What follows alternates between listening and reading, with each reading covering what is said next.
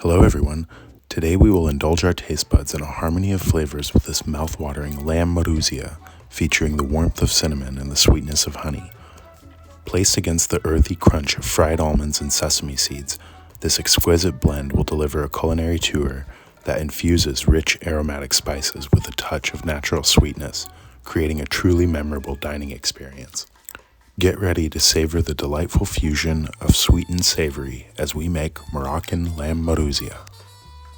Here's a list of the ingredients you will need for this recipe. Feel free to pause it to write all of them down. The recipe is grouped by what you need for the meat, what you need for the sauce, what you need for the couscous, and what you need for the garnish of fried almonds and sesame seeds and rose petals.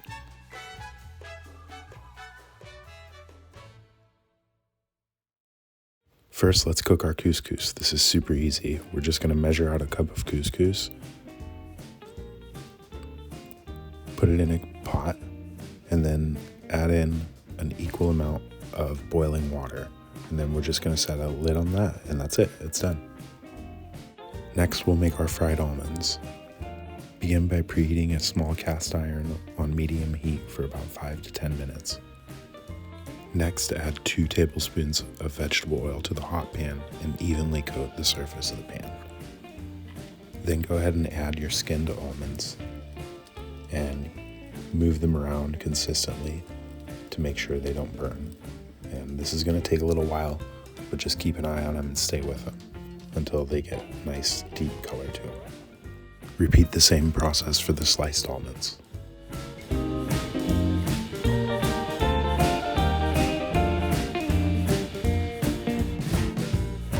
Go ahead and place those in a separate bowl once they're done. Next, let's marinate our meat in this beautiful aromatic spice blend.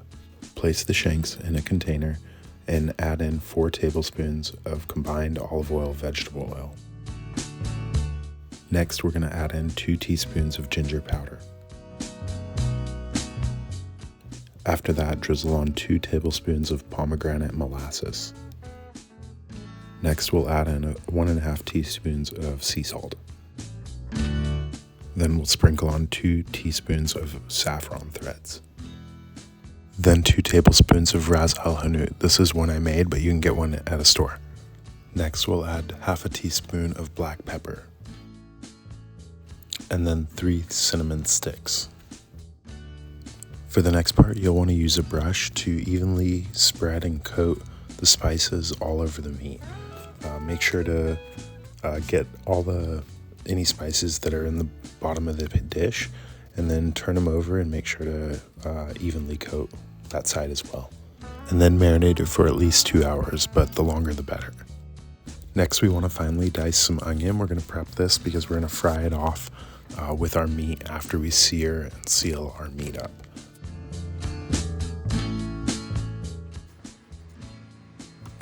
Next, we're going to take some raisins and soak them in cold water for at least 1 hour. And we'll go ahead and drain those before putting them in to make our sauce. Next, we'll seal our meat, so preheat your cast iron to medium-high heat.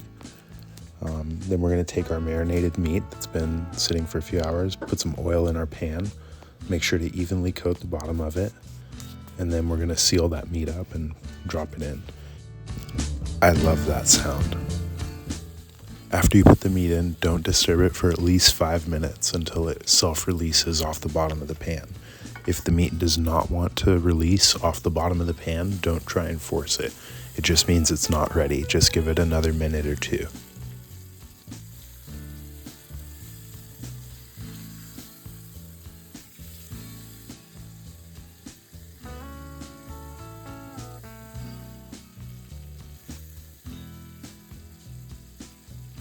Once the meat self-releases from the bottom of the pan, we're going to pick it up and seal the ends of the meat by holding the ends of it down onto the bottom of the pan. Make sure not to skip this step because it locks in a lot of flavor in the final product.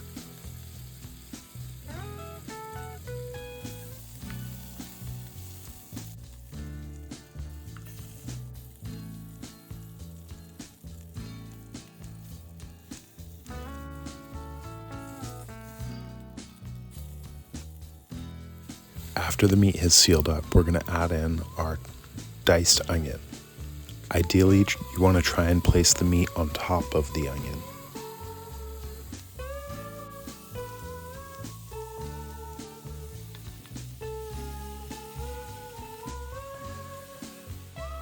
Next, we're going to deglaze all those juicy good bits off the bottom of the pan by adding in a half cup of water.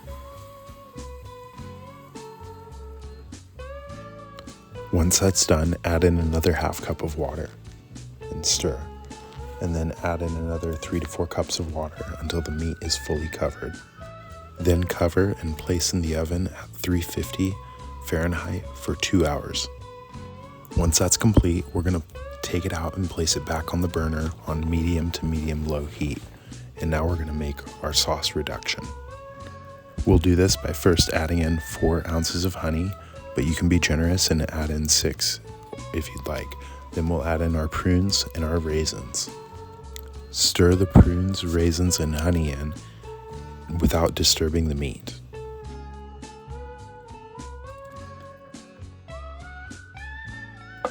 Next, add 3 cloves of chopped garlic. The sugars in the honey and prunes and raisins will begin to thicken the sauce, so keep an eye on it and stir it as it begins to reduce. This may take about 20 minutes. And there you have it. We'll plate this with a serving of couscous and generous amounts of sauce and prunes and raisins over it.